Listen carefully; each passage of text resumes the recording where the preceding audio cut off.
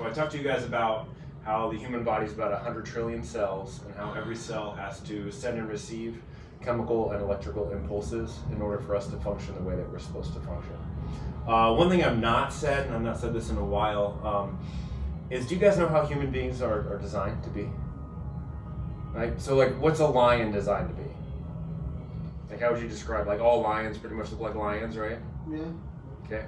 How would you describe a lion, just in terms of attributes? I would describe a lion as just bred to be a predator. Right, predator, right? Yeah. And it looks like a predator too, Looks right? like It's a predator. lean, it's muscular, it's strong, it's fierce, it's got a particular attitude, right? Yeah. And then I could say the same thing about like a whale. What's a whale like? Or what's I'm trying to think, like what's a dog, right? So they're all kind of the same thing. But when I ask you, what's a person? What do you guys picture a person? Are people like kind of all the same? Like kind of all lions are the same? Kind of like all whales are the same? Kind of like all, right? We're kind of like the only creatures on the planet that have a huge variation. Of course, there's different breeds of dogs and breeds of cats and stuff like that, so we want to get into that. But people, for the most part, we are designed to be lean, muscular, energetic, vibrant, intelligent, happy, athletic, all those types of attributes. So when our cells are functioning the way that they're supposed to function, when they're running at the highest rate possible, that's what we're supposed to be. That's our setting. Right? Like a lion setting is a lion setting. But there's things that disrupt that, right? So especially Western culture people, we tend to come in all different shapes and sizes. And again, there's obviously some genetic components and breeds that go into it. But for the most part, it's something has been disrupted that has caused us to go the direction that we don't want to be. Okay, and if we understand that our set point is lean, muscular, energetic, vibrant, intelligent, and happy, then we can understand why it's so important that our cells are functioning the way that they're supposed to function.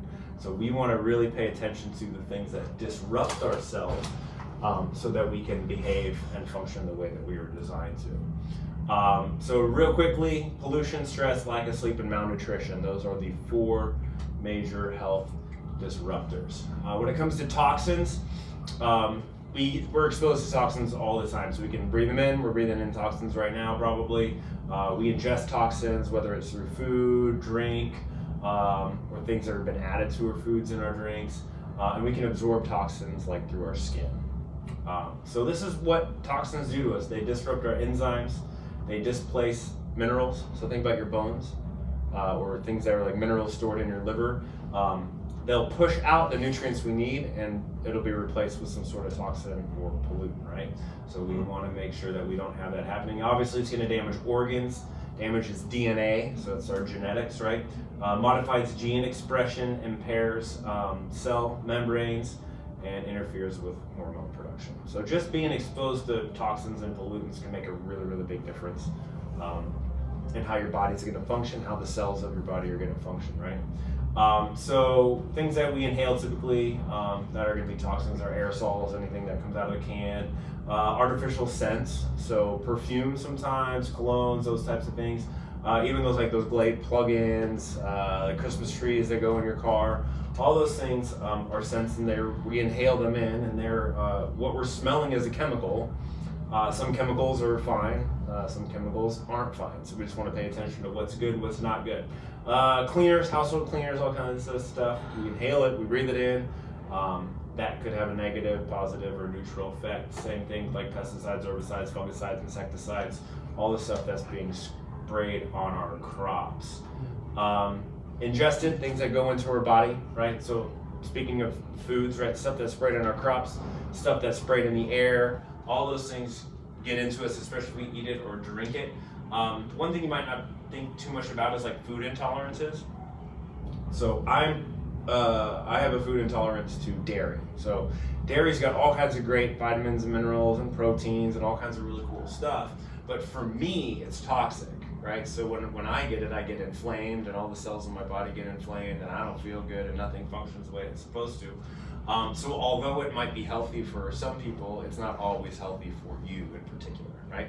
So if there's any kind of foods or food groups that you're consuming that your body just doesn't like, consider that as a toxin.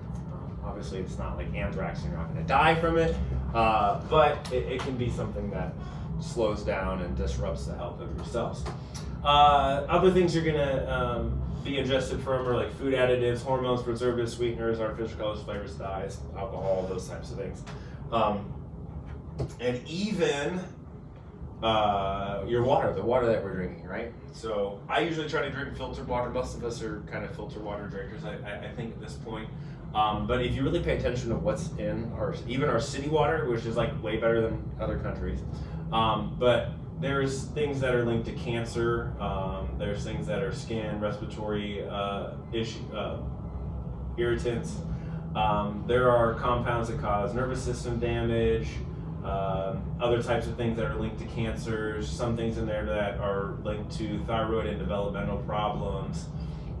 There's petroleum crap. There's pesticides. There's herbicides, there's hormone mimickers that is actually in our water, right? So it's cool if it's like a dude hormone, right? It's not necessarily cool if it's a lady hormone, and by the way, it's lady hormones.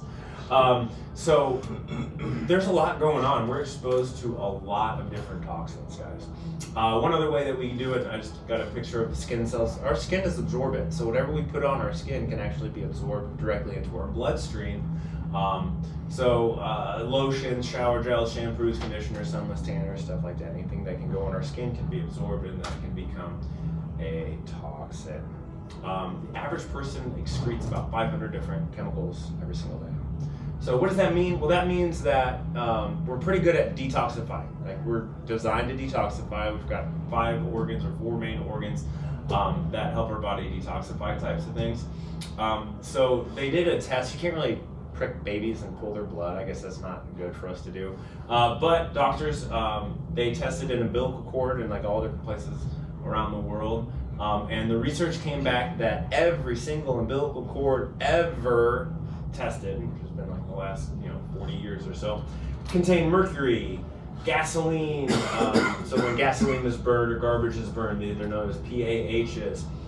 Flame retardants, so PBDDFs. Teflon, PVC, so this is plastics, right? So there's plastic inside of your kid's umbilical cord, banned pesticides, another type of flame retardant, wood preservative types of things, and other banned industrial lubricants. Every single one of us was born with that, right?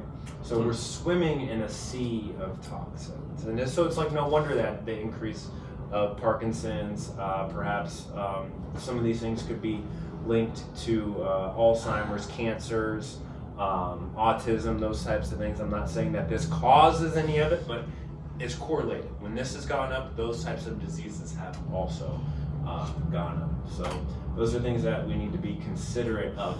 So we can say that pollution directly kills about 7 million people per year. So not directly killing them in terms of like you get a pollutant and then you die, but it is linked to premature deaths of things like heart disease, stroke, COPD, lung cancer, respiratory infections, those types of things. So about 7 million people per year die due to pollution-related illnesses, and that's according to the World Health Organization. So what is it that we can do? This is a good principle for anything. Apply this principle to lots of stuff in your life. So obviously, if we have too many toxins in our body, what's the problem? Pollution, right? But think about it like this. So there's pollution coming in and there's pollution going out. Now we should be able to, like a water faucet, the water that goes in there, our sink should be able to drain it out no problem, right? Now if the sink gets clogged and the water starts to rise and spill over onto the floor, what do you do first? Turn it off, right? So the faucet itself is not necessarily the problem. It's the fact that you're clogged, okay? So sometimes, but think about that when there's pollution and then let's say you're clogged up or something like that and you're not getting rid of as many toxins as coming in. One of the best ways to reduce toxins in your body is to just try to reduce them, period. Try to expose yourself to less. That doesn't mean that you have to like go live on like the top of a mountain somewhere and only eat organic products or whatever. That just means whatever you can control, try to reduce those types of things. when you turn off the faucet, then you can start to work on the clog in the drain, right? But you can't start working on the clog. It wouldn't make any sense while the drain's still going. Now we do that sometimes with the toilet, right? Don't plunge it, but so just slow down the toxins that are coming in, and you can see some pretty cool results. So what do? We support, right? So step 1, turn off the faucet. Step 2, support our detoxification organs. We got liver, kidney, gut, skin, lungs, right? I didn't put lungs on there because I don't know how to help your lungs detoxify, so. But we can support our liver with water. Glutathione is an antioxidant. It's our body's most powerful antioxidant. What is an antioxidant? Well, an oxidant is something that causes damage to your cells. An antioxidant is something that goes, hey, you're a jerk, and it takes away the antioxidant, right? So glutathione is the thing that our body produces as the most powerful antioxidant. So we want that up. So glutathione precursors like N-acetylcysteine, glutamic acid, lipoic acid, those types of things increase our antioxidants. Milk thistle, artichoke leaf, curcumin, turmeric, dandelion root, beet root, ginger, choline, and selenium. Those are some common nutrients / herbs that can help support your liver's detoxification. Now, one thing you will see, guys, is water. The best solution for pollution is dilution. So assuming you're not putting in toxic water, right? So you want to put in good, clean, filtered water. Kidney support. Kidney obviously gets rid of toxins because it pees them out. So anything that's water soluble comes out. So your kidney's got to work well. So water, obviously good. Alpha-lipoic acid. You'll see this N-acetylcysteine, glutathione precursors are good for pretty much everything. Probiotics, things like resveratrol is found in like red wine, and you can even supplement with it. Grapeseed extracts, fish oil, potassium, olive leaves. Those things help with kidney detoxification. Gut support. What's our gut good for? Well, it poops it out, right? So it's important that we support daily bowel movements. So drinking enough water, getting enough fiber, making sure that you have healthy probiotics. Glutamine helps heal your gut lining. Digestive enzymes helps your body digest better. Fish oils, curcumin, turmeric, prebiotics all help and support gut detoxification. One thing a lot of us don't think about too much is skin again. Skin detoxification is really cool. So skin support, sweating, drink enough water, and sweat. So if you're a good sweater, you just like walk outside, you start sweating, cool. If you're not really that great at sweating, sitting in a dry sauna is a pretty good way to start sweating. So you can support your body in that way. General overview, reduce exposure to toxins, right? So if you've got pollutants and toxins and stuff like that, don't have as many. You want to support your organs function, right? So we talked about all the supplements and stuff you can do. That's pretty much it, right? So we have a detox program here at Lifetime. It is a supplement that provides you all those nutrients that I was talking about, helps support detoxification. Within that program, it tells you what to eat, what not to eat, right? So you can turn off the faucet and you can start to support your digestive system. So that is my 8-minute explanation of pollution and stuff like that. Do you guys have any questions on that one? Was that supposed to be beet toot or beet root? Beet root. Did it say toot? It does say toot. Beet toot. Yeah, okay. And if you eat a lot of beets, by the way, have you guys ever eaten a lot of beets all at once? No. Your pee turns red. Don't freak out, you're not dying. That happened to me one time, nobody told me. Right, so they had these like little pickled beets and I had like 2 bags of it. And I was sitting in the stall and I'm like, and I looked down and I'm like, right? And I had that moment where I'm like, I'm not going to tell anybody. Like, I'm just going to die. Nobody's going to know. But then I started thinking, like, I had beets, and it stains. So don't, if you ever, yeah. Now, if you haven't had beets, then I love beets, but I haven't had that many. Okay, good. Yeah, just FYI, it's a lot of beets. It's a little bit frightening. It was pretty disconcerting, actually. I was freaking out just for a second. The only other one is the multis that change your urine to like highlighter yellow. Right, yeah. So those are just B vitamins typically. So when your body doesn't use it, they just, they highlight your urine. So don't freak out about that. I had a guy, he was actually a trainer. He was like, bro, like, I'm dehydrated. I'm like, what do you mean you're dehydrated? He's like, my pee is yellow. I'm like, how much water do you drink? He's like, a gallon. I'm like, you're not dehydrated. And so like, we finally talked back and forth, and I guess his whole 28 years of existence, or however old he was, being in the fitness industry, he didn't know that multivitamins had that tendency to do so. Okay, stress. So last week we covered stress, so now we're on that one. So remember, 100 trillion cells, we want to make sure those are functioning well. Toxins, pollution, we talked about that. You guys are reducing it. Stress is what we're going to focus on here. So there's 3 different kinds of stress. Acute stress, right? That's stress right now. If I go boop, you're scared, okay? Episodic acute stress, meaning I go poop every day and you're scared every day. And chronic stress, meaning it's just your stress all the time. That's basically life. So, sources of stress can be chemical, right? So we're talking pollution and stuff like that. Relationship stress, social stress, financial stress, hormonal stress, emotional, physical, environmental, survival stress, and then there's even imagination stress. This is your brain on drugs. Remember, guys? You guys remember that commercial? So this is your normal brain, like red's good, blood flow, everything's working. When you're stressed out, stuff don't work so well. Okay. So when you're stressed, your memory, your brain cells, your neurons, hippocampus, all the kind of stuff that your brain function is supposed to do well doesn't do quite so well. So what can we do around stress? We want to address stress, right? We want to look at it. We want to think about it. We want to establish control. What can I control about my stress, right? A lot of stress we have, we can't control. Some of the stress we have, we can manage. So sleep, which we're going to cover here in a little bit, that's kind of really, really important, making sure that you're sleeping. Organize your life. Anybody ever get stressed out because you didn't take the time to be organized? Am I the only one? Yeah. Okay, yeah, I'm totally stressed out half my life because I never do any organization. Ask for help. Which one of you, are you guys pretty prideful sometimes? You're like, I totally could use some help, but I'm a man and I don't need to ask for help. Anybody like that? Okay. Anybody married? Yes. Okay. And then sometimes it's just a matter of attitude. Right? You guys have pretty positive attitudes, I think. But like some people just have negative attitudes, and sometimes I go through stages of my life where I have a negative attitude, and that stress, that attitude in itself is just stressful. So one way to deal with stress, I love this like little serenity prayer, right? So how you get serenity, how you feel calm and at peace, is you just learn how to accept things you can't change. You guys ever freak out about stuff you really can't do anything about? Yes. Okay. Okay. Right. So if you can't do anything about it, is stressing helping you? No, it's actually making it worse, right? Now there are things that you can change, right? So that's where you need to like think about things, like use discernment, and have courage to change the things you can. Recognize what you can change, and then change it, right? And once you accept something that's stressful and you can't, and then automatically it's not stressful anymore. Like, oh, it's just a thing, and you just deal with it. If there's an actual stress in front of you and you could do something about it, and then you do something about it, guess what? It's no longer a stress, right? So all we're trying to do is just discern and use the wisdom to know the difference between what I can control.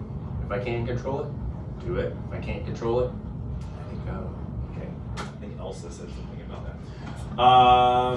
So what can we control, right? So where's the wisdom to change, right? So what can we control? And you guys may have seen this from week 2, which is the 3 E's is what I like to call them, right? So we have ultimate control over expression, eating, and effort, right?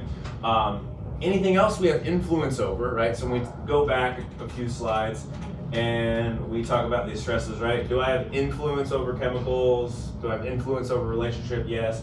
How much of these things do I actually have ultimate control over? Not a whole lot.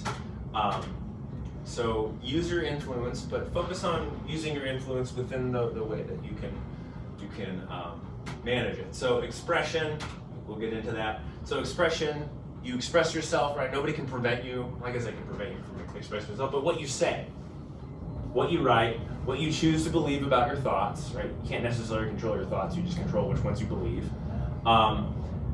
Those can be uplifting, those can be stress reducing. Finish every expression. So anytime you express yourself, go, and that's the way I want it. Okay, so the most common thing that I hear, especially from ladies, is, I'm so fat. Okay, whenever I say something or express something, that's teaching my subconscious to get more of that. Okay, so if I say I'm fat, I'm identifying myself as fat. My subconscious goes, I am fat, and then it's going to behave in such a way that like a fat person would behave. Meaning you're not going to want to get out of bed, you're not going to want to get off the couch, you're not going to want to stop eating. And all of that is because your subconscious is super, super powerful. Okay? So if you say something that you don't want it to stay that way, change the way you say it. Change the way you choose to believe about whatever thought you have, that kind of stuff. And that can totally reduce your stress. Ferrari Principle. If you owned a Ferrari, how would you naturally treat it? If this was your car, what would you do? Would you treat it well? Yeah. You'd probably freak out a little bit about it. You're like, yes, okay, that thing, you're like, you wax it every day, right? Have you guys ever owned a car you just absolutely hate it? Yeah. Okay, how'd you treat that thing? Right? Not that great, right? No. So if you view yourself as a Ferrari, how are you naturally going to treat yourself? Well, Wow. you're going to eat well, you put good gasoline in. Regular oil changes. Right. If you view yourself as an old beat up junker car that you hate, how are you going to treat yourself naturally? You're not going to care. You're just going to abuse it, right? So eat as if you were a Ferrari. Every moment when it comes to eating is an opportunity. Every single time I choose to eat, I'm going to be putting in energy and effort, and so every action I take has a reaction. Right? So if I put in an energy into my body, it'll either be positive or negative. So every time I eat, I have an opportunity to push myself in the direction that I want to go, like a Ferrari, or I can say, I don't really care about myself, and I can do that. So just be a little bit more mindful when we make those decisions around food. All right, effort. So you can't always control the outcome. You can always control how hard you work at it. Okay. So just in terms of time, I'm not going to read all this, but again, I told you guys a few weeks ago, read the Man in the Arena quote. It's really freaking awesome. Chemical stress. We already talked about that, but remember, reduce pollution, toxins, eliminate stimulants, so like caffeines and cocaine or whatever, meth, usually not very good for you. Reduce or eliminate alcohol, those types of things, and reduce and eliminate food. What is your viewpoint on like the mass market of energy drinks? So, I mean, the sports and energy drinks have been out for like ever now, and they keep like Redline has Bang now, and right, yeah, and then like Rain has come out, and they've got all the look at all the vitamins and like the stimulus and stuff in right. I mean, those things are they don't. If you ever look at the ingredient, always look at the ingredient list. And supplements are only as good as the amount of the ingredient that is in there, right? So like the Bangs and the Rains and those types of stuff, they have B vitamins. Yep. Almost none But whatsoever. but how much? That's what I was right, almost none. Yeah. There's just enough in there to where you see it on the label, you go, I'll buy it. It's just caffeine. It's glorified caffeine. For some people, caffeine is a kind of a neutral. It doesn't really hurt them. For other people, caffeine is just really destructive. It depends on how well your body manages stress. But caffeine in itself the reason why caffeine feels so great is because it causes your body to release stress hormones, right? So if a bear runs in here, you're gonna get that adrenaline rush, right? Yeah. When you drink caffeine, that's kind of like encountering a bear, but chemically. And once you get away from the bear, you're gonna be pretty tired and like shot and stuff like that. So some people can recover quickly from it, other people can't.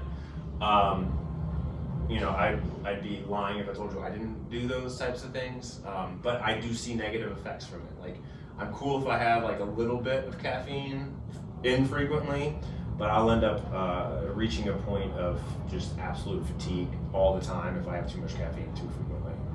Everybody's tolerance level is different. Some people they do it once, they're dead. Other people, they just drink caffeine all day long and they seem to have no negative effect of it whatsoever. So just kind of use at your own discretion. Did I kind of answer your question? Yeah. It's not healthy for anyone. Okay. It's not harmful to everyone, but it's definitely not healthy to everyone. My question is, like all these energy drinks that have zero sugar, what are they substituting it with, and what effect does it have? Because Bangs taste really good. Yeah. To the point where it's too good to be good for you. You know what I mean? Right. Like they're way too good. Hi, pull a couple of chairs in. Come on in. You know what I mean? I'm actually doing like a real quick review, so we have not even started on the actual. Okay, yeah, we got here and we're like, oh, I guess nobody showed. Oh, okay, probably because you peeked around the corner. I'm Yeah, sorry about no, that. you're Yeah, we just weren't getting enough people to like warrant. No, I get you. Setting up a whole TV or anything like that. Turn this where you guys can still see it. Okay. Yeah. So we're just talking about energy drinks. Yeah, I mean, so you get energy from, energy is actually calories, right? So if it's calorie-free energy drinks, it's a little bit of an oxymoron. But what it's really is, it's an energy robber, right? So it comes in your body, it robs energy from your body, so the energy you already have that's stored comes out, your body, works off of that. In terms of the flavor, it's just a bunch of artificial flavors. That was my question. Yeah. What is the sweetener and what is the effect of that? You would have to look at the ingredient list. I mean, sweeteners are not good for you. That's pretty well established. Okay. Sugar is also not good for you. That's pretty well established. So it just comes down to kind of how well your body detoxifies those types of things. How much you're having. Right? So like a packet of Splenda every day for almost everyone would be fine. That can be fine, right? 15 packets of Splenda every day, you're probably gonna start running a risk of having some pretty negative side effects. A really cool website I think I've talked to you guys about before is called EWG.org. So environmentalworkinggroup.org. So whatever ingredient is in pretty much anything, put it in the search key, and it will give you research done on it, if it's a carcinogen, what the safe amount of it is, all those types of things. So, yeah. All right, so other stressors are relationship stressors. Those tend to be the highest stressors for most of us. So this dude named Jean-Paul Sartre, I'm not even sure. He says hell is other people. I remember learning about this in philosophy class. And I was like, you're kind of right. So this is one of those things you can't always choose to be around people who are uplifting to you, but if you can choose, then that would be a moment where you would want to go find people that you feel great around. If you can't remove yourself from them, accept the things you cannot change, right? Just be like, hey, my boss is a jerk, and that's just kind of how it is. I'm not going to try to change them. I'm not going to worry about it.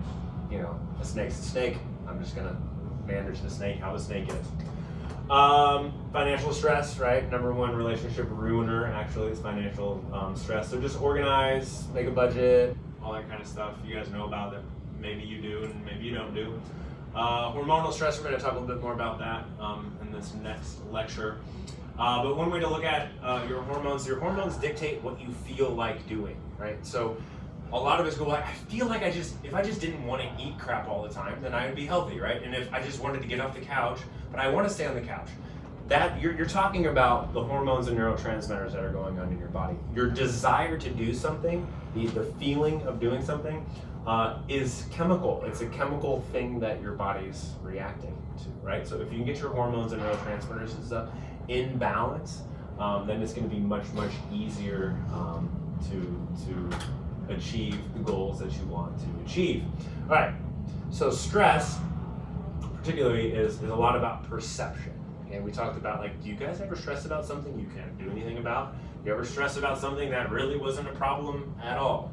So the scenario using this little gun is imagine someone ran in here with a gun and hey, give me all your money, blah blah blah.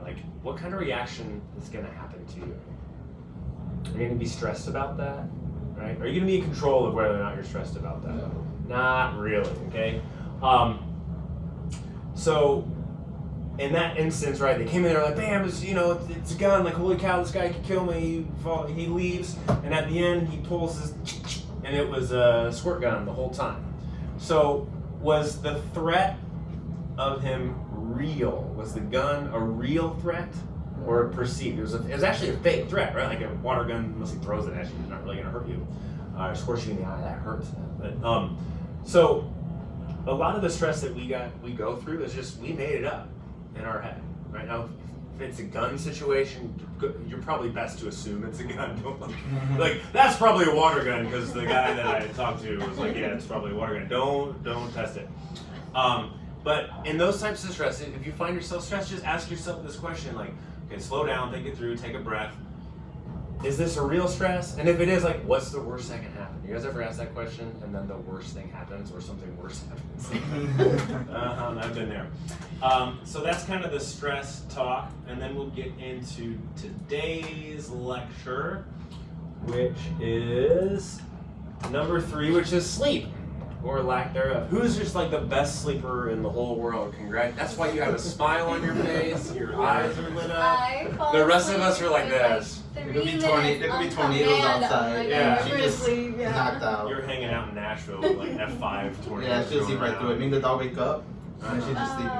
Good for you. I worry for when I have children. I'm sure that'll. You know what though? Yeah. That's good because if the kids are screaming, they gotta cry it out. So that's just, they gotta learn to self-soothe or whatever the heck it is. All right. So sleep is kind of a big deal. So again, reminding you guys, 100 trillion cells, right? We're all 100 trillion cells. We want those cells to be functioning at the highest percentage possible. Sleep messes that up really, really quickly and a whole lot. It's pretty bad stuff, right? So we talked about the 4 major health disruptors. We just finished up with the toxins. You guys missed it. You guys sat through it. We just finished up with the stress, so you saw that really quickly. And then today's main topic is lack of sleep, okay? So here is what happens to us when we lack sleep. So we have emotional imbalances when we lack sleep. Anybody are going, yeah, I can assure that. So when we are tired, think about toddlers, okay? Think about how toddlers are when they're tired. That's how we are, but we just are more passive, aggressive about how we express ourselves. So we get sad, we get depressed, right? If I'm just like in a bad mood, I'm just like, man, everything's sad. I cry sometimes for no apparent reason whatsoever. If I'm really tired, you're nodding your head, you've done that. Yeah, oh, for sure. He's like, what's wrong with you? Oh my gosh, I'm just so tired. I'm like, I'm hungry, I'm tired. I want to go home. Irritability, right? If I'm not sleeping real well, I'd be irritable. I might be a little more snappy, those types of things. And then I'm just gonna get this crazy mood fluctuation, right? It might fluctuate between like depressed and angry. I might start getting loopy. All kinds of weird stuff that can happen to us. So delirium, I can start to become delirious and just be crazy. Actually, if you lack sleep long enough, you'll start to hallucinate, which is kind of fun. So, they're not major hallucinations. Like you're probably not gonna start talking to like your imaginary friend, but you'll see things that aren't quite there. You might see movement that didn't actually happen. So that's just your brain trying to fall asleep, but you're not letting it. Memory loss, right? Anybody lack sleep, memory loss, everybody knows that. Incoordination, uncoordination, discoordination. I didn't know the right word for it. You're going to be clumsy. So you're not going to be very coordinated. So when you don't sleep very well, think about your toddler friends. They fall over a lot more when they're tired. Increased risk of mortality. That's from accidents and actually from diseases and things like that. So nighttime workers, like shift workers, they live, I think, an average of 10 years less than people who sleep normally. People who only average 5 hours of sleep per night have like a way higher percentage increased risk of chronic diseases like cancers, cardiovascular disease, diabetes, high blood pressure, you name it. Hormone disturbances, right? So sex hormones, if I lack sleep, I'm probably not interested in any of that. But estrogens, testosterone, and stuff are really important for motivation and actually your body's ability to stay lean, muscular, energetic, vibrant, and intelligent. Thyroid hormones, which is kind of your energy producing, calorie burning hormone. If I don't sleep well, my thyroid doesn't function real well. Stress hormones get all cattywampus. Glucose regulating hormones, basically what that means, guys, is your body's ability to maintain blood sugar. And blood sugar is really important for keeping yourself lean and energetic. And then growth hormone actually is also greatly affected. So growth hormone is really important for keeping us young looking and healthy and vibrant. And it's really good for like muscle repairs and pretty much everything. It repairs everything. If I don't sleep very well, it's highly correlated with weight gain. So we want to make sure that we're sleeping so that we don't gain weight. And one of the things correlated with it is if I lack sleep, all these hormones are going to be jacked up, right? If I lack sleep, my appetite generally is going to be elevated, and my desire to be active goes down pretty significantly, right? So I'm burning less calories, consuming more calories. My hormones are all messed up. See what's going on here?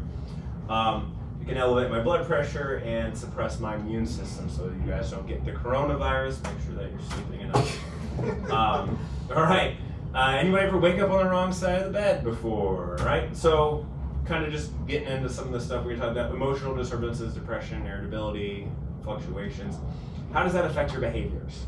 So that's like an open-ended question. So when you don't sleep, how does that affect your behaviors, especially around fitness? What do you do differently when you don't sleep well? You don't try as hard. I just don't come. Right, you don't show up, you don't care about your nutrition. This really influences you pretty negatively. Yeah, I feel like what is it? Just the recovery is completely off, and I just feel right. And a lot of that goes back to the hormones. Like we're talking about how you feel, right? If you don't sleep, your growth hormone doesn't elevate. That's when your brain releases growth hormone. Growth hormone recovers and repairs all of your muscle tissues and skin tissues and that kind of stuff. So yeah, you're right. You don't recover as well. Yeah. You become way more accident prone, like Ron Burgundy here. So you become clumsy, right? You become forgetful, loopy. You have memory loss. You're unable to concentrate. So how does that impact your behavior? Kind of what we said, right? Like appetite's going to be up. You're not going to care as much about whether or not you're sticking to your nutrition plan or your exercise plan. And this actually leads to more stress too, right? So we just got done talking about stress. So, how are you going to be in your relationships when you're really tired and hungry? How are you going to be at your job when you're really tired? How are you going to be in all these other areas? You're going to forget to pay your bills, blah, blah, and just all this financial stuff and relational stuff. It just snowballs, right? It starts out small, but then it just like becomes this huge snowball, and next thing you know, you're just sitting on the couch crying, watching, The Notebook and eating a bowl of ice cream. That's what I do. Hormone imbalances. This one's kind of a big deal. So if you don't sleep, you don't balance out your hormones. So testosterone and estrogen. Testosterone is very, very important, male and female. So testosterone is important for maintaining muscle tone, muscle size. It's actually really important for maintaining blood sugar as well, and it gives you the feeling of motivation. I'm not saying sexual motivation, I'm just saying motivation in general. Males and females need to have enough testosterone to make them want to do anything. Okay? If testosterone levels start to drop due to lack of sleep or chemical issues or whatever it is, then you're not going to want to get up and do anything. Okay? We'll talk a little bit more about yin and yang and all that kind of fun stuff. Thyroid hormones, they take a dive. When we talked about your thyroid's a little gland here in your neck. If that's not functioning well, you're not going to be able to burn as many calories as you should. Your digestive system's not going to function the way that it should. You're going to be probably depressed and or anxious or running back and forth between those two. Your body's ability to manage blood sugar is going to be terrible. So your blood sugar is going to start to elevate. Your body's sensitivity to that is going to be bad. So what ends up happening if your blood sugar gets too high is pretty much everything we eat gets turned to fat and not into muscle. So you end up losing muscle, right, which reduces your metabolism, and you end up gaining fat, which is really not that fun. So sleeping is important. And actually, one of the major reasons why sleep is so important is because it actually resets your hormone receptors. When I say receptors, what I mean is all the cells in our body, 100 trillion cells, right? They need to, they could have a chemical knocking at their door, but if the receptivity of it is not good, it will never open the door, and that hormone or chemical will never do its job. Okay, so when I lack sleep, I end up turning off a lot of my receptors. So even if I've got testosterone or thyroid or growth hormone in my body, it doesn't actually do anything. Okay, how does that affect our behaviors? Right, pretty significantly. Now we're gonna get all like Eastern medicine, yin and yang. You guys heard this before, right? You remember back, at least when I was a kid, back in the 90s or whatever. You guys were all young, I think. Remember the yin yang? Everybody would draw the picture of the yin yang, and you had no idea what it was. But so yin and yang are just basically Chinese words meaning yin means rejuvenation, relaxation, right? So anything that's kind of rejuvenating and relaxing, you would call that yin. Anything that's like active and energetic and you're burning energy, that's a yang type of thing. So balancing yang and balancing yin. So when we want yang, we want energy, we want to burn, we want cortisol. That's the hormone that we're going to be talking about, which is kind of related to last week where we talked about stress hormones. So your cortisol should look like this. So what that means is in the morning, so you wake up in the morning because the alarm went off or because your hormone level's up saying, go, attack the day. It should be go attack the day, right? So if your cortisol level is elevated in the morning, like, hello everyone, I'm so happy to be here. I'm doing great this morning. Okay, anybody know anybody like that? Anybody like that? People hate my job for that some days. I'm like, I'm sorry. Yeah, it's like, oh, I already made breakfast and we've done like blah blah blah. And you're like, Yeah, the guys at work hate it when I show up to work like that. Yeah, so that's same. good. I'm glad you're like that. Yeah. Let's get it. And I'm So- just getting so many stares. So we are supposed to be like that. Like, so there's a difference between normal and common. So you two experience something normal. It's uncommon. You should be like that. We should all, in the morning, get this elevation in cortisol. Our adrenal hormones should go up for the sheer purpose of making us go do things. So we want yang in the morning, and as you notice, this thing falls down here towards the evening. So you, and perhaps you in the morning, are probably the opposite in the evening, okay? Maybe not, maybe you're just going all the time. No, But for those of us who might be like the opposite in the morning, right? We're like, I can't get up. We're like, you know, we kind of drag through the day, and about 7 or 8 p.m. we're like, hey, let's do things, okay? Your cortisol is here when you should be sleeping, right? So we want to make sure that this is falling down here, because if we sleep well, it comes up. Then it goes down. If it's down, then we can sleep. If it's up, we can't sleep. So we want to make sure that yin and yang, that cortisol rhythm, that sleep-wake cycle is really good. So we want to balance yin. So the actually a neurotransmitter known as serotonin, we want that to come up. Serotonin is a neurotransmitter. It makes us feel calm and relaxed and just, you know, everything's great, okay? We don't want to feel that way in the morning. We will feel motivated, be like, I'm not okay. I mean, you want to feel okay, but you know, I'm not okay. I got things to do. I got to be able to get here. And then at the end of the day, you feel so satisfied and gratified, you can fall asleep like a baby. So one of the biggest influencing factors on stabilizing our sleep-wake cycle, that stress, that yin and yang, is through insulin. Okay, insulin is a hormone that responds to glucose, which is blood sugar. When my blood sugar comes up, insulin comes up to store it away. Okay, so when insulin goes up, it actually makes me feel calm and relaxed. Anybody ever like binge eat on some ice cream or something right before you go to sleep, and you're just like, okay? The reason why you can fall asleep is because you actually drove up your insulin really, really high, and that insulin drives down your stress hormones. Okay, we can really get into some bad cycles here, right? So what ends up happening is we have a hard time falling asleep. We wake up the next day, we take 10,000 cups of coffee and caffeine, blah, blah, blah, blah, 10 donuts, and then at night we have, in order for us to fall asleep, we end up going through that cycle again, okay?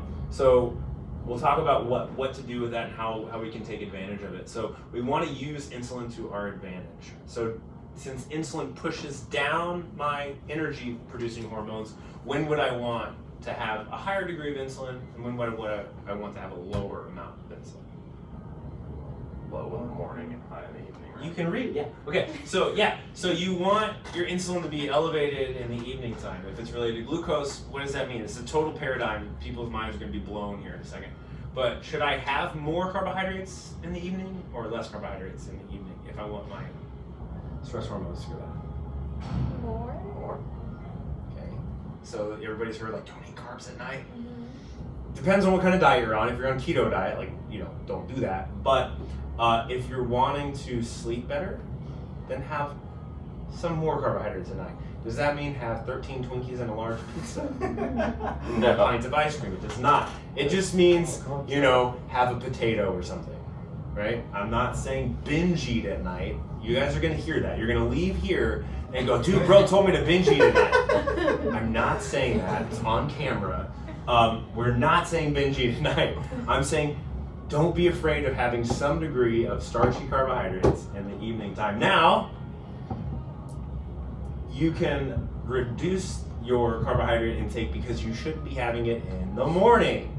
Okay, what do a lot of us end up doing for the morning for breakfast? Toast. Cereal, bagel. toast, oatmeal, all that kind of stuff. Donuts. Right, All and donuts. there's really nothing wrong about those types of things if you can sleep well. But if you are having a lot of if you're having a hard time sleeping, or you're having a hard time waking up in the morning, so you're probably fine. If you have those things, you're probably fine. If you're tired, right? In the morning, try doing the opposites, right? Try waking up and having some higher fat and higher protein without any carbohydrates. Okay, my favorite thing for the morning to get you super jacked and energized is steak and eggs. Okay? I was about to ask. Steak and eggs, baby, right? So steak, right? Higher fat protein. It's actually got a, it has a lot of tyrosine in it, which we'll talk about here in a minute, but that's an amino acid that helps your brain produce more dopamine. Dopamine is the chemical that makes you feel motivated to do something, okay? Also when that's elevated eggs and stuff, the fat, and that's gonna help, fats and proteins take a longer time to digest. And when you have that in your system, you're gonna have energy all day. It's amazing. It's incredible. And you're not gonna be that super hungry because you're not gonna start getting that blood sugar fluctuation.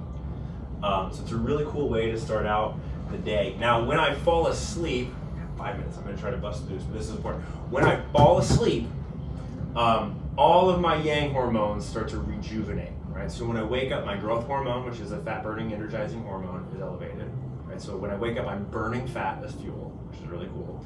My testosterone level is elevated, which means that my body's managing my blood sugar really, really well, and I'm motivated and I'm building muscle. Okay.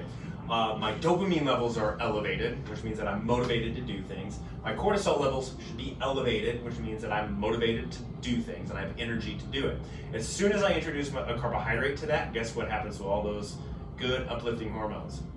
Right? So fat burning stops, energy production stops. And that just sets me up for a really bad cycle throughout the day. So that's one of the best ways to do it, guys. So supplement wise, I know people are really into supplements and whatnot. So supporting balance in our hormones. So if you're someone who needs more yin to help you fall asleep, there are some supplements that can help you, like Relora. So that's been proven to reduce cortisol levels. So you take that in the evening. Would you take that in the morning? Why? Because it's going to make you tired all day. You don't want that.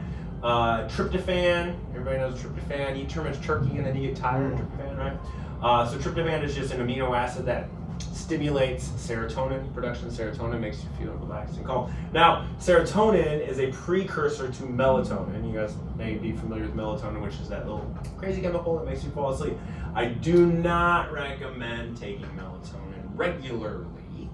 But I do recommend taking melatonin every once in a while, especially if you're just way off your sleep-wake cycle. Get yourself back in rhythm and then back off. Melatonin is just one of those hormones that your body should produce. If you give your body something that it should be producing all the time, it will stop producing it if you're just giving it to you.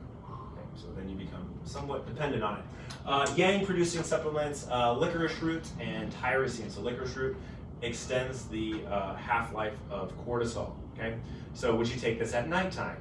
Would you take it in the day, like in the morning? Yes, you would. It just makes your cortisol stronger. Tyrosine is, I talked about this earlier, is the amino acid that stimulates dopamine. Now, if you don't understand what I just told you, and you feel like you're stressed out, but you don't know how to time out your supplements, these balancing supplements like ashwagandha, rhodiola, cordyceps, and holy basil, they're actually really cool. They just balance you out. So if you're too high in the morning, it'll bring you down. If you're too high at night, it'll bring you down. If you're too low, it'll bring it up. That's what's really cool about these. So these are just kind of supplements that anyone could basically take at any time to support their stress and sleep levels. So what helps you fall asleep? A lot of us have a hard time falling asleep, staying asleep, right? Frequent up and down, all that kinds of stuff. You don't usually have like an ambien deficiency, right? You usually don't have a melatonin deficiency. What you end up usually having is some sort of mineral or vitamin deficiency, right? So taking our multivitamin is really, really helpful for pretty much everything, especially when you get the PM multi, because it helps. We actually have a little bit more magnesium in it. It helps you fall asleep, stay asleep. But if you are not falling asleep still and you're doing your nutrition stuff, right? Low carbs in the morning, higher fat, higher protein, a little bit higher carbs in the evening, and you're still not seeing the results that you want, you can try to take an added supplement, like a magnesium supplement. Magnesium is a sympathetic nervous system suppressant. What's that mean? It means it calms down your go button, okay? So you don't want to get magnesiums that end in IDE, like magnesium oxide. You want to get magnesiums that end in ATE. So when you turn around the label, you look at it, it'll say ATE at the end. So like magnesium threonate, this is such a really cool supplement. It's called Magtine, which is it's a patented thing out of Italy. It's just a patented form of magnesium, and what's cool about it is it can cross the blood-brain barrier. Other magnesiums can do that, so it'll calm down your body, but not necessarily your brain. This one is if you're somebody who lays down on the bed, you're like, I can't stop thinking. Magnesium 3 and 8, you can just find it on Amazon or anything like that. Pretty cheap, pretty affordable. Just take 3 capsules or so, 30 minutes before bed, and you will sleep like a baby. If you're a super anxious person, you can take this throughout the day, right? Okay. Other strategies for sleeping: create a bat cave. Who could fall asleep right now? You could probably. Okay, a lot of us can't fall asleep with the lights on. So one strategy for melatonin production: if there's light coming in my eye, particularly blue light, if there's light coming in my eye, it prevents my brain from releasing melatonin, so I won't actually be able to fall asleep. So a lot of us, what's cool now is recently is like I can still fall asleep with my phone because my phone's got that little like blue light thing that happens whenever it starts to get dark. Do you guys have that on your thing? Okay, but your TV doesn't have that on it probably. Okay, your light overhead, your light in the bathroom, your light over here, your alarm clock light probably doesn't reduce blue light. So that's actually preventing your body. Now, if you're easy to fall asleep, you don't have to worry about it. But if you have a hard time falling asleep, these things are some really cool strategies. So make a bat cave. That means make it as dark as you possibly can. Stay away from stimulating supplements. Obviously, you don't do caffeine and other kinds of stuff like that. Or like crazy, like do you guys watch fighting shows? I used to watch the show Vikings before I would fall asleep, and I would never fall asleep because they're fighting and like, okay, try to stay away from stuff that's gonna get your adrenal hormones up and running. Cool? So like stretching, taking a bath, all kinds of fun stuff. Those are good for helping you fall asleep and sleep like a baby. That was the happiest baby I could find. That guy looks awesome. Is this you? You actually kind of look like that. Even right now, you look that happy. So pulling it all together, right? So what do we need to do? We need to balance out our yin and yang. One of the best ways we can do that is through timing and managing our carbohydrate intake, right? Less carbs in the morning, more carbs in the evening. So supplements, if you want to go the supplement route, there's a couple different supplements you can take. Make sure you're making a bat cave and turn off blue lights and all that kind of stuff. 2 minutes passed. You guys have any questions? I have a question. Yeah. Since we've been, doing this, I've been really looking at labels before I eat things. Mm-hmm. I still don't understand, like, the sodium is all over the place, Right. basically, on all food. What's an acceptable amount throughout the day for sodium? If we're trying to not kill sodium altogether, Right. because it's And near actually, impossible, but there's a really bad misconception around sodium. We need salt, like especially if you're active, you need salt. If your kidneys are functioning well and your blood pressure is normal, don't even pay attention. Like, don't worry about it. Just make sure you're drinking enough water, right? Sodium becomes an issue if like you don't have enough water. But if you have enough water, it'll flush out what you don't need and it'll keep in what you do need. So I highly recommend, like, unless, like I said, unless you have blood pressure or kidney issues, don't worry about it. Right before you weigh in, if you reduce sodium a little bit, it'll make you lose weight a little bit. But that's only temporary. So it's just as important as potassium or magnesium or calcium. So you don't want to cut it down too much. But good question. A lot of people have that question. Anything else, guys? I know you want to go sweat, so I will let you guys go. Thank you again for chatting with me.